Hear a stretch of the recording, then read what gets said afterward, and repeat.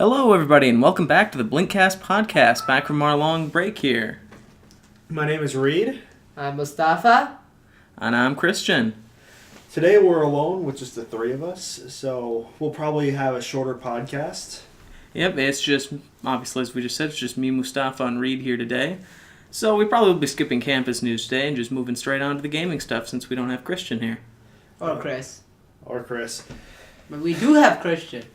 Well, yeah, we have one Christian. We don't have the German kid. We don't have the German guy. We have one of the three awesome people. Yeah. We're missing two Chris's. I think we need to define who the awesome people are. Anyone with the first letters CHRIS. Even though yours is spelled with a K and not a CH. Yeah, I'm a hipster. I'm like, so many with CH. I gotta be a K. K. It's cool, man. K. So what do we got in the news today?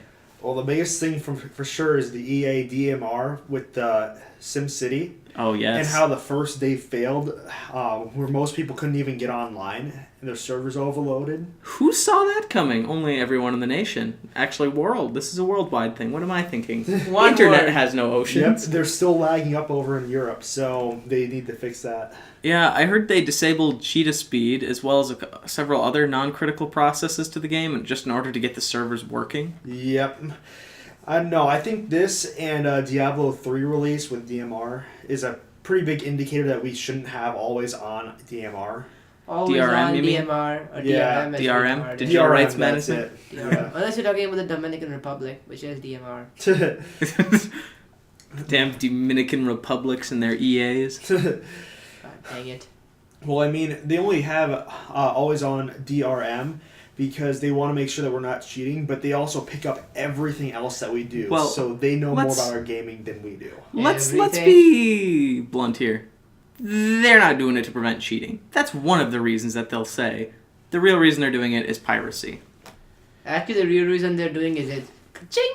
Well, yes. Once again, that has to do with piracy. They want that pirate money that doesn't actually exist. They want pirate booty. Most people that pirate games, they don't have the money to buy the game in the first place. Yeah, that's the thing that a lot of developers need to understand is that pirates aren't your customers. A customer who is going to buy the game isn't going to say, oh, hey, look, there's a free version, I'll download that. He's probably going to be a little bit more cautious than that. He's probably going to be like, I'm going to buy the game. Someone who was planning on pirating the game to begin with, if it's not available to pirate, they're just not going to get it, period. They're going to get some other games they'll pirate.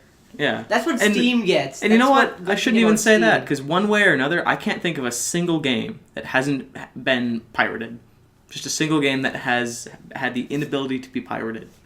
Well, most of the PS3 games, at least for the first 6 years of development, for the PS3, they were not being able to. That's because they use a batshit core processor. That's the official name of it. And also, even if pirates pirate a PS3 game, just because it's on a Blu-ray, the cost won't be that much different. So. Oh, yeah. Oh, that's right. They'd have to buy Blu-ray discs to burn on, plus a Blu-ray burner. Yeah. So, it's just not worth it. A little expensive. Oh, well. How do you prevent piracy? Insane expenses. That's still better than what EA is trying to do. Yeah, it is. Because at least when they pay a lot of money for it, they'd still be able to play it. Oh, yeah. See, it's better if you make piracy hard and not impossible, because it costs more money to stop piracy than you actually get from selling That's the thing. I almost want to say, if you're going to, especially on the PC platform, SimCity, I didn't actually look, but I'm assuming it's just for PC. Yeah, pretty much. Yeah. Play that shit on a console. When you're dealing with a PC, that's where the piracy is most easy, because you don't even need to have a physical media to put it in the drive. I think any download service is enough DRM. I think after that they should quit because, to be honest, you get nothing but user complaints and the pirates never have any trouble. In fact, in many games, the pirated version runs faster and works more reliably than the actual product. What EA should be taking hints from is Steam. Steam is a very effective way. They have Origin. Origin is much more awful. Why? Because for Steam, what you need is, just when the Steam is starting up, you need to have internet online access, and then you have to activate offline mode on the computer once. If you don't even have internet access, it automatically starts in offline mode. Does it? Because I have had that activate, exact opposite problem. You have to activate the offline mode on your computer. I think you have to activate offline while you're desktop. I use it for programming and stuff when I don't want my stuff to get onto the internet. and I keep it always off. I don't even have a cord connected to my internet. So whenever I start up Steam, it's always start game in offline mode. Yeah. Well, I think that's because you must have started in offline mode at one point because you must have Steam requires while you're connected to the internet for one time only. For one time it's only not even connected to the internet. There's no Ether cord going. Then to how my did you computer. download Steam onto the computer? I used to have it on there. Exactly, and that's what I'm saying. Is Steam requires you to be on the internet at least once to switch into offline mode. So you probably accessed Steam that's pretty past. Well, that's pretty fair. It does get annoying if you forget to switch it to offline mode before that initial, like, for instance, when I went down to my parents' place over spring break, I forgot to switch Steam to offline mode. I didn't bring my cord with, my Ethernet cord, and I couldn't find theirs. So for a while there, I couldn't play my Steam games because it requires you to be in online mode to switch to offline mode, and then you can unplug the internet forever. And it'll Kinda annoying, but then again, you have games which have always on DRM, and those are just... And that's the problem with always on. And at DRM. least with I'll Steam, give you, the files are still on my computer. There's always a way around it if they're on your computer. Yeah. I'll give you an example of a huge DRM fail. Assassin's Creed Revelations. What happened in that game was the game got leaked and that came out on the PC 1 month before the official PC date, right? I forget what it was, but yeah, and that's when it came out on and the yeah, it had always on DRM. That Ubisoft. I think they're starting to move away from it. Ubisoft is moving away from it. It's not in Assassin's Creed 3 anymore. Okay, yeah. Yeah, but what happened was basically the cracked version of the game ran a lot better than the official game. Guess why? It didn't no have DRM. Yeah, no DRM. And the ridiculous thing about that is at least their system is nowhere near as bad as, say, Activision's with, or I'm sorry, I guess Blizzard with, Active Blizzard with Diablo, because in Diablo you could actually lag because of a bad internet speed, whereas in a game like Assassin's Creed, if the internet speed was slow, the game wouldn't lag. Well, actually, it would just eventually disconnect and say, you're not connected anymore, we're kicking you off the game. Well, actually, but the game didn't require that internet connection in order to keep a stable running speed. Well, actually what happened in some versions of Assassin's Creed was you were actually lagging in single player. Let me rephrase that. You were lagging in single player because of an internet connection. I actually didn't. Kind of bad. Yeah, I didn't. That was that was horrible. Ooh. It was the same case with Prince of Persia. Then Ubisoft, they had their previous DRM. Star Force, they have since discontinued it, but Star Force basically actually damaged your processor. But Ubisoft, I think, is switching to a new form of DRM. Ubisoft is learning from their mistakes. Which would be Uplay, which is basically another Steam out there. It's another. Uplay isn't that bad. Yeah, Uplay isn't that bad. I play Settlers 7 on that. And at least they're not taking the EA route where they're saying we're getting rid of everything from every store ever except Uplay. Basically, what's happening is you can buy it on the other stores, but it downloads to Uplay. Yeah. Basically, all other game companies are learning from their mistakes. And EA is just sucking up every other game company's mistakes to make more money.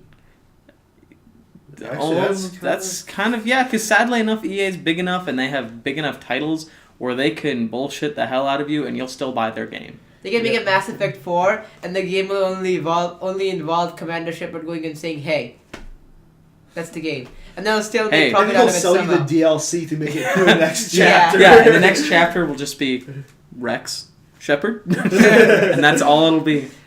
It's and just people because will they buy make it. so much money in other countries with their EA sports titles. Oh yeah, especially Brazil is EA making- behind FIFA?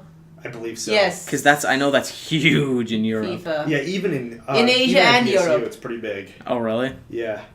And Madden is big in the US. I think I'm going to call it by the American term. I think soccer would be a pretty boring sport to manage, in my opinion, but apparently the rest of the world nuts about it. It's not a management sport. It's pretty fun, FIFA.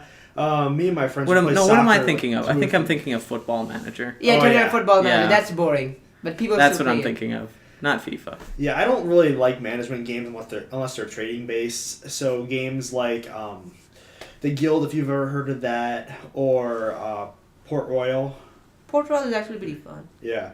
But that's like all trading and management. You have to manage your business style and all that. Other than that, it's a big giant grind.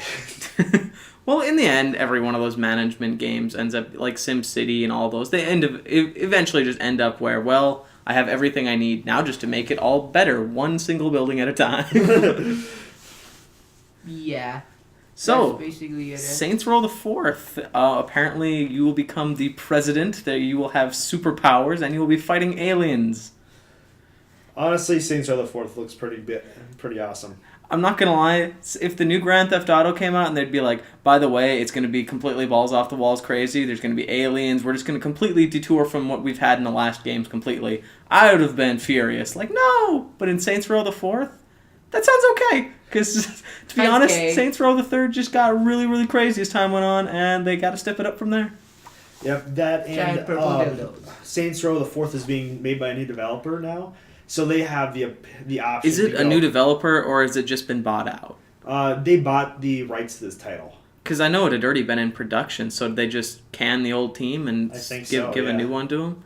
Ouch, that actually makes me really worried to know that another team's picking up where the old one left off. Well, I'd have rather had Violation. Well, it's gonna be in the same city as the first. In the third Saints Row. They're not gonna change the city. That's what I heard. I know it looks pretty decent, at least for a new team picking it up. Hey, I'd buy it just because it's Saints Row. Yeah, it's one of those games. It's gonna be good. Regardless, we're gonna have nitpicks about it, but it's gonna be a good game. It's called crazy shit. Yeah, something about superpowers and aliens and being the president sounds awesome to me. Yes. Saints Row the Third was all about that. The number one question you always had to ask yourself is, why not? I was playing Horde mode the other day, and I got swarmed by aliens, angels, the size of your knee, in bikinis, wielding rocket launchers. Yes, I know, and then... that game's crazy. I love it. It's so crazy. Driving the pixel tank down the street, shooting pixels at people, and having them just go flying. You know what? I remember Grand Theft Auto 3 in the Rhino. When you got it with cheats, oh my goodness. I wish I hadn't played Grand Theft Auto 3, unless... Which one was San Andreas? That wasn't part of the main series, though. San Andreas was after, between 3 and 4. That was after 3? Between 3 and 4. Yeah, that was where I started the series, was San Andreas. Yeah, Grand Theft Auto 3 was like the first one for the PS2. Yeah, that was the one where it started getting really big, because that was their first step into 3D. Yeah. I remember, because I actually played the original Grand Theft Auto. I remember that you couldn't roll out of a car while it was moving in 3. And if you flip a car over, it automatically started on fire. And that's why I like the Rhino. That's the way all of them are, though. I think even in the fourth one, didn't they also just start on fire if they got flipped over? I'm not sure. I knew they blew up. Yeah, eventually. I knew they blew up. They flip. For some godforsaken reason, in every game, cars just explode. Even though in real life, it would actually take quite a bit of doing to get a car to explode, because you need to have some sort of compressed gases to make it go boom. But hey, cars don't have that. They're not airtight. Explosions, right? Yes. There's like nothing more fun than setting up a gigantic traffic jam in front of the city. Especially fire. That's curious. How do cars just spontaneously catch fire? I've heard of overheating, but generally metal doesn't just burst into flames. I really liked Mercenaries, and I would start up pileups in like intersections with cars. I would take out a giant machine gun and just kill everyone as they were driving past. And then as soon as the enemy started coming in, I'd throw a few grenades and then watch the entire thing blow up. So yeah, Saints Row the Fourth, looking crazy. Another good game coming from the company that used to be THQ is probably Metro Last Light. Just 5 seconds apiece for THQ here. Yes. That was 5 seconds, right? Yeah, that was close enough. I will miss THQ. They were a pretty good publisher. Yes. At least early years were. Yeah, but other game companies should take a lesson from them. Actually, no, they shouldn't. They went out of business. They should take a lesson from what happened to them, because they had produce so much core games. Yeah, basically that's the lesson. Don't produce games that gamers are constantly asking for, but yet when they come out, no one buys them. No. AKA Darksiders. Actually, Darksiders wasn't their problem. The problem was they had bad investment decisions. Yeah, it was something called like U-Touch, something like that. U-Touch was awful. It was something like that they just threw money at left and right, and it flopped. Oh, it flopped, and that's widely considered the number one reason that they failed. Another reason was because they spent so much money on getting those licenses for licensed games, like WWE. Yeah, you'd think they'd have cut back on that after making their actual games more successful, but they spent more money on those games than on their AAA titles, and Yeah. I don't know. I think, like I said before, I think indie games there need to be more indie companies because at least they expand their reaches, they make new IPs, and everything like that. Hundreds of thousands of indie companies. We need more good indie companies. Yeah. We need a few indie companies. If you do a Google search for free games, I'm sure you'll find about 1 billion indie companies that are like, we made a Flash game. Well, that's Flash games. Those are made by 1 or 2 people alone. Yeah, not all. Some of those can get actually pretty complex, like Machinarium, whatever it's called. I do like tower defense games. Those are pretty decent for Flash. Yeah, those are pretty good on Flash too, because they don't really require a lot of different control schemes until you get really complex. Speaking of tower defense games, aren't we working on one for our game design class, Christian? Yes, we are, but due to technical difficulties... Fuck you, Game Maker! Game Maker Studios creators, Yo-Yo Games, you will be receiving a very strongly worded letter. This is why I like to source code my games. Well, I'm working in Unreal 3 now. I'm going to start learning that. Just screw it. I'm going to learn CryEngine 3. Good luck. You can learn CryEngine 3 all you want. Have fun finding an artist around a college campus who wants to make HD textures. Considering half of our artists so far that I've met can do pixel art. They can do pixel art. They can, what is that other kind of art? Cell shaded, that's it. What is that other kind of art? There's only like 3 of them out there, right? Cell shaded art is pretty easy. Yeah, even I can do cell shaded art. It's just flat colors. Yeah, basically. It looks like those old comic books. But it's amazing. Cell shaded looks awesome. Oh yeah, especially in Borderlands. Yes. Borderlands, I almost wish Borderlands had went a little bit more HD with it though, because it was annoyingly blurry in some places. Did you see how it was supposed to look originally? It was really, really realistic. Yeah, how they just completely overhauled the aesthetic like halfway through. Yeah. Wasn't it because halfway through they ran out of money? No, I don't think so. They just decided basically this whole game is not serious at all. Why are we going for a serious look? And like, let's just go through cartoony. You know why? Because there's nothing else out there like that right now. Exactly. I mean, except for like Infamous, but that was kind of fun too. Yeah, Infamous wasn't really cell shaded though, but we're talking first person shooters. Oh yeah. I mean, there wasn't really a first person shooter RPG in a cartoony graphic style. There was no market for that back then. Imagine an FPS done in the style of Okami. That could be kind of cool. Huh. No one steal that idea, please. Yeah, please, no one steal that idea. Okay. Okami. That was an awesome game. That was a very. I'm sad that game didn't That game did well, but I don't think it did well as it should. It's like one of those games that were like just went over people's heads. Yeah, very very beautiful. A game that was too beautiful to be understood by the majority of the Also, you got to get base. a dragon drunk at one point. That was fun. How are we going to kill this massive dragon destroying the world? Anyone got some booze? Anyone got some booze? I don't know. That sounds a lot like The Bard's Tale. I've never played it actually. Points and cleavage. Basically, it's a RPG-ish kind of game, but it's really, really funny. Like the Bard, he's a womanizing freako, and whenever he sees a woman, he hits womanizing on them. Freako should be a class in every RPG. Do you want to be the knight, the mage, or the womanizing Freako?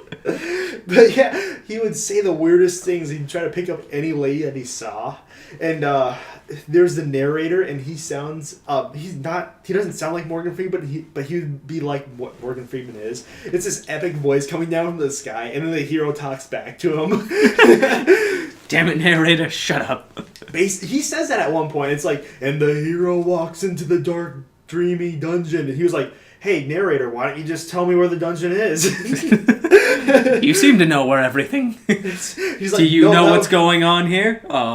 No.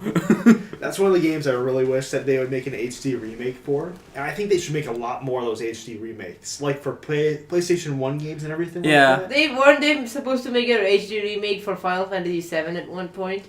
They've made like 2 of those, haven't they? I could have swore I swear that game has been redone before. Those are it's not HD. It's still and they were ported to portables, I think. Yeah. Well, it depends. When you say HD remake, you do realize an HD remake is literally just texture. No, it's not even that. It's just upping the resolution. Yep, putting it in 720p. widescreen. Yeah, it was Anything 1280 by 720, which by the way is still a really shitty resolution, but anything above that is considered HD. Well, still, PS3 made it pretty well. They make HD remakes. They put three or four games in one disc, and they sell it to people for $40. It's a really awesome way of doing business. I think if Square Enix starts going out of business, they'll definitely make a full 3D version of they won't go out of Fantasy business anytime soon. They have plenty of iPhone games, from what I hear, that just, all the in-app purchases. Well, speaking of Square Enix, one good thing they did was the latest Tomb Raider game. That they purchased Crystal Dynamics a while back, remember? Wow. And I wouldn't know. I have an NVIDIA card. Yeah, well, what happened? What happened was when people thought, hey, so the people who made Kingdom Hearts are gonna make a Tomb Raider game. This was probably going to suck. That's what a lot of people were like. I was never a big fan of Tomb Raider to begin with. Well, I played a lot of the Tomb one Raider fans, because they're like, Tomb Raider is a serious game. And the first game that came out a while after Square Enix took over was Tomb Raider and the Guardian of Light. I don't know if you ever played that before, but it's a top-down, shooter type game, and it's like hilarious as shit. I just played, I can't remember which one it was. It was one of the way back when it was like everything was a square. And all I remember is playing around in Laura's house, because there was this poor butler who would follow you around and is like, hello, Laura, would you like some tea? And if you tried shooting at him, he would block it with his tray, but if you just shoot enough, the tray would break and you'd kill him. I'm like, dude, Laura just murdered her butler. Doesn't anyone care? He's sitting there in a pool of blood in front of me, and the world has gone on. No one cares that Laura murdered her butler. Well, that's what Fallout 3 is like. Fallout, you can do so much more. That's the thing about Fallout. See, this is one big comparison between a few of the Bethesda games there. Elder Scrolls, you do something wrong, guard's coming here, he's gonna come rough you up, he's gonna take your money and take your stolen goods away. Fallout 3, you shoot a guy in the head, the guard's gonna look at you and be like, man, I'm glad that ain't me, and he's just gonna look the other way like, oh, he's got a gun, I ain't going against him. Well, no one punishes you in that game. From a meta perspective, it's all about the last few survivors of humanity in Fallout. Few? There's hundreds of you. Thousands of you. Generalizing. Well, the survivors, they can't exactly police each other. Well, that's the thing. It's so hilarious when they try to, such as Megaton. Like, you yeah. all want to give me rules? Nuke. Goodbye. And then afterwards, I got bored, and those people that you help in that tower, in the 10-penny tower, I then went on to murder all of them and took over the tower. I'm like, screw it, bitch. Just my tower. Put in all the ghouls in there, and they'll do it for you. Yes. I love that. Actually, I loved it because even if you make them peacefully live side by side, after several days, you'll come back. And everyone will be dead except the ghoul. Really? Yeah, if you actually do the peaceful route in the mission and help the ghouls and the humans live side by side, if you wait several days later and come back, the human corpses will be nowhere to be found, but all the ghouls will still be around. And none of them will comment on what happened to the humans. Oh, if you go down into the basement after that, you can find all the human dead bodies piled up naked. Ghoul rape. Oh, yeah. In any case, I murdered. Except Tenpenny. I kept him alive because occasionally I like to just come up to the roof and chuck him off of it, and then just reload and chuck him off of it. So, it's always fun listening to him. Like, hey, Mr. Burke, what's up? Hello, young man. And he's just over there like shooting nothing in the wasteland. It's like, you do know I killed everyone down there. It's like, not now. I'm hunting. I like Tenpenny Tower because that was actually a part of the overworld. So you can just go to the balcony, bring out your experimental ERM, the thing that fires 8 nukes at the same time. You use a cheat code to get unlimited ammo, and then just... I'd always try and experiment with ways of living through the fall. And I actually managed to do it once if you launch a nuke right before you hit the ground. For some reason, nuclear explosion plus like 500-foot drop equals life. Why not? Anyways, we got really off topic there. What were we even originally talking about? The new Tomb Raider. Right, Mustafa. It's quite cinematic. A lot of older, hardcore Tomb Raider fans might say it's not as challenging. I mean, not as puzzling as before. But hey, it was pretty good. Tomb Raider felt like a Japanese survival horror. The theme, It was pretty well done, the story, and it was a good reboot. I mean, it's not one of those shitty reboots where we can see the same thing over and over and over again. I think they're redoing Batman's origin story again. Because we really want to see Bruce Wayne's parents die again, right, guys? Oh, yeah. Yeah, I really want to see another story, but I'm going to be honest. After Batman, the animated series, I'm like, that's it. That's what Batman is. Anything else anyone tells me is wrong. Are you kidding? The movies that just recently came out were pretty awesome. The Dark Knight ones? Yeah. Dark Knight would be I good. liked them, but to be honest, I was seriously waiting throughout the entire one with the Joker in it for him to wipe away his face paint and reveal that Mark Hamill was underneath there, and then just switch back to the Mark Hamill voice, because that's what I want. God dang it. They had the best that's who the Joker is. So I'm guessing voices that you ever. the Batman Arkham Asylum then, didn't you? I've been trying to get through it, but I always get distracted somehow, so I never got through it. But yes, I like anywhere where Mark Hamill's in it. It had both wonderful. Mark Hamill and Kevin Conroy. For instance, that actually brings us on to, unless you had more to say about Tomb Raider there. Well, it's a pretty good game, but I advise everyone who's playing it to make two save game files. Because there's actually 5 points in the storyline where your game can get horribly bugged. And the official solution on the official ADOS forums is restart the game from the beginning. Wonderful. There is a few bugs with that game if you're using an NVIDIA card, which is the problem I'm having. Apparently, if I turn off tessellation and Tress effects, I won't have any problems. But screw that! I didn't buy a giant-ass computer for nothing. I want the best graphics. So I'm waiting until they fix it. PC Master Race. Exactly. But speaking of Mark Hamill, what I have been playing this week is Darksiders. I bought that months and months ago and just finally decided to install it over spring break. And the little demon that follows you around is voiced by Mark Hamill and acts like Mark Hamill. So it's pretty sweet having the Joker accompany me wherever I go. Dang, that's one reason. That's the only reason I need to buy that game now. To be honest, I loved Darksiders. It reminded me a lot of almost exactly of God of War. It felt too much like God of War to me. It's I'm cool with that. God of War felt amazing. I want more. Yeah, but I don't know. I think I'd rather keep God of War to the God of War creators and then have a new genre for Darksiders. Well, see, Darksiders Darksiders is a little bit different. It's more Zelda-like, I guess. It's what happens when Legend of Zelda and God of War get really drunk one night, come back home, and so that's their drunk night out together, right? Yeah. 9 months later, not just any Legend of Zelda, Twilight Princess Legend of Zelda. And then 12 months later, Darksiders was born. Yep. I mean, 9 months later, sorry. 12 months. Darksiders was a very late child. Well, he has to be born big enough to take on his daddy. Yeah. So it's a pretty cool story, actually. I guess I'm into the whole mythology thing, and I've never really heard the story of the 4 horsemen, so... Well, I didn't like it how they changed the name of Pestilence to Plague. Because apparently the designers figured out that they actually said that the reason they changed the name from Pestilence to Plague was because they thought that the players would be too dumb to say Pestilence or know what Pestilence is. Yeah, that's modern game designers, though, for you. The players are too damn stupid. That's what they're thinking. Use the left control stick to move. Really? The only game I have looked at recently, at one of my classes, my friend was playing it. It was called FTL, Faster Than Light. I love that game. I kind of want to pick it up now just because it looked amazing. I name the characters after some of my friends. And one day I just texted my friend man, I'm so sorry, but your head was bitten off by a mantis. He was quite angry with us, but we managed to get away. Sadly, Nathan died of a space plague 2 months later. just a space plague. And then that angry mantis, he threw me at an airlock. And they're like, what?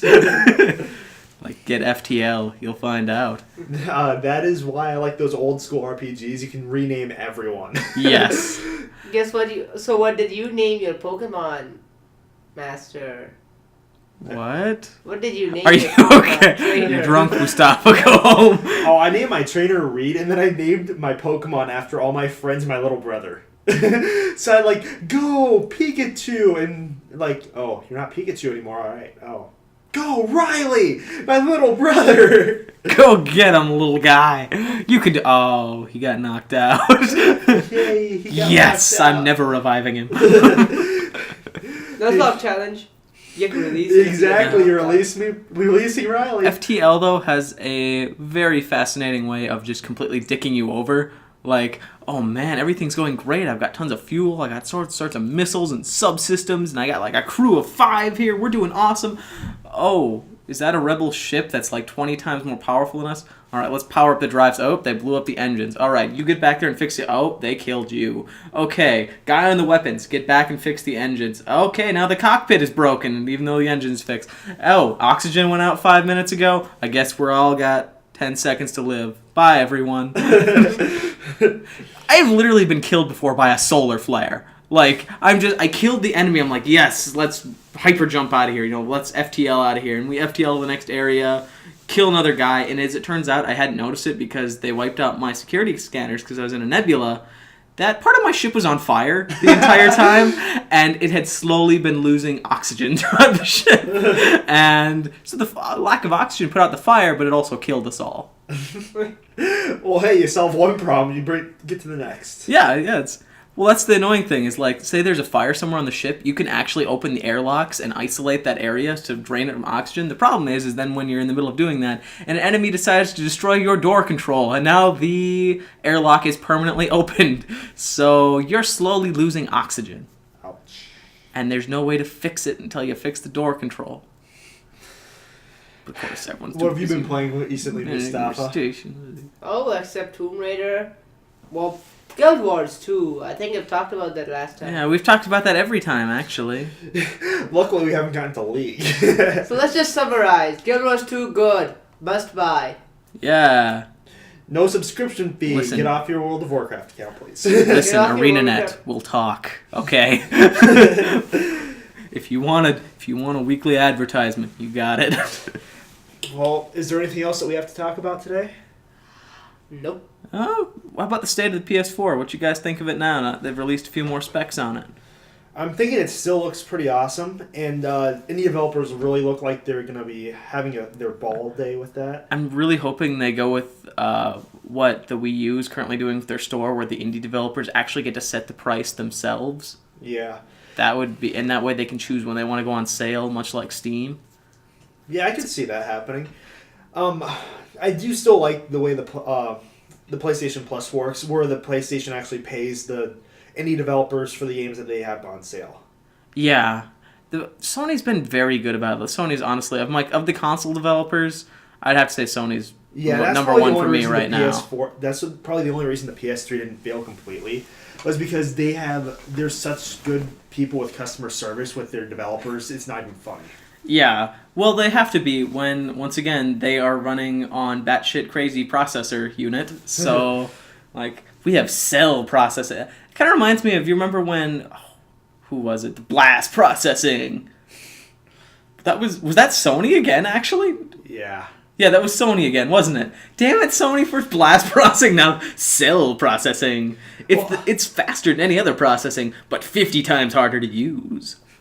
Well, I don't know. I really like the faster processing because if games were made properly for the PS3, they could go they could. We've seen what actual games which utilize.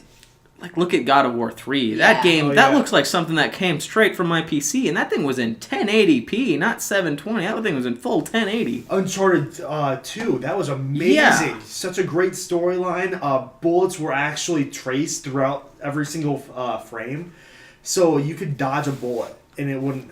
Yeah, I mean, stuff like that. The PS3 had a lot of power behind it. It's just that it was very hard to program for, and since the Xbox was the number one in marketing, basically, so they want to make it for the Xbox and then port it to the PS3, and that never ended well for them. Not really. I mean, people who have Skyrim for PS3 are still suffering to this day. Well, PS3 gets a lot of good exclusives. Oh, yeah. Ubisoft has been helping out PS3 like crazy. Oh, yeah. I mean, Ubisoft makes some pretty awesome games. PS3 has more exclusives than I can think of any other system other than Nintendo, because everything Nintendo makes is an exclusive. Oh yeah. Ubisoft probably is helping out the PS3 because they found out that their online component is going bullshit. Yeah. They haven't had the best of experience using I online. believe you could even use Steam on PS3. Yep, you can log into Steam through PS3, and then your Steam account and PS3 account can link up on Steam. Can you play? So you can play the Steam games on your PS3? Not all of them, but things like Portal 2, you can play. Obviously, anything that's for the Counter-Strike PS3. and stuff like that. Anything that's for the PS3, obviously. Yeah, but you can use your PS3 friend list and your Steam friend list, and you can play together. That's awesome, actually. I didn't know that functionality was in there. Yeah, it is pretty awesome. Yeah, I don't think there's any other developer that's really done that. That's allowed an outside market in their console.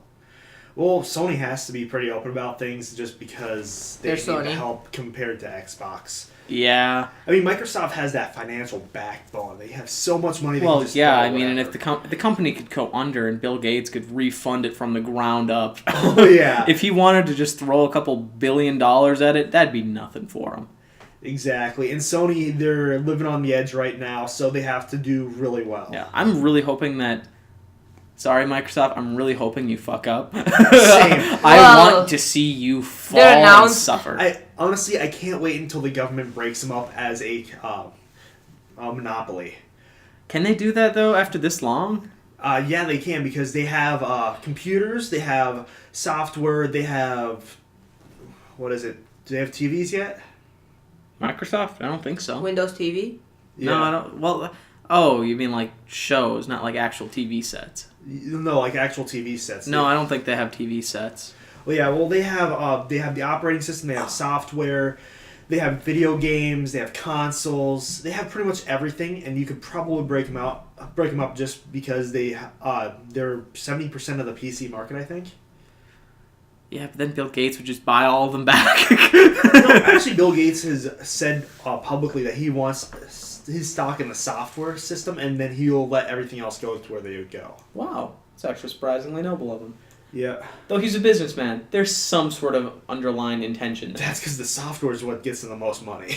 Yeah, Windows, especially with Windows the way it's going, going the way of the Windows 8. Oh yeah. I'm scared for Windows 9. I don't really... Honestly, I'm thinking about just taking Ubuntu, upgrading it to what I want it to be, and just giving it out to people for free. Doing what? I would like to make Ubuntu more like a Windows kind of thing. The Linux. Yep, and then make it accessible with other Microsoft games and stuff like that. Yeah, it would be... I mean, Steam is definitely... Valve, I guess I shouldn't say Steam, is really pushing Linux right now. Gabe Newell is very much stressed. Everyone jump to Linux because he is really afraid of Microsoft being, taking a cut of every game that he sells. Oh, yeah, I'm sure. Because Steam makes so much money. If Microsoft takes 20% off the top of that, they're losing billions of dollars a month. Yeah. And Steam actually does really well with their extra money. They make artistic games. They make different games. Yeah. They help fund other companies. Google, Steam, they're all kind of the same general sense of magic. Valve is one of those crazy people who just, let's throw $10 million at something, and if it doesn't work, we tried. Kind of like Google with their Google Glasses. Well...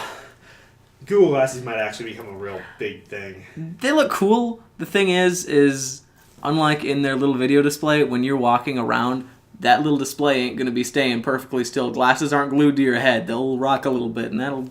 Well, people can play rocked games. I mean, we do it with handheld console all the time. Yeah. Well, these things aren't for gaming. Well, what I want at the Google Glasses is a app that can measure my opponent's power levels. But then you would have to get a new pair of Google Glasses like every week because you just it's only if someone has a power level over 9,000. Yeah, you're right. How many of those are there on Earth? One. Myself. Oh. Don't make me throw an energy ball at you. Try me. Kamehameha. Okay, well, anyways, Christian is gone. Yeah. Well, anyways, I think we're about done nerding out here today. Yep. My name is Reed. Mustafa. And I'm Christian. And we'll be seeing you next time. Yep. Pew!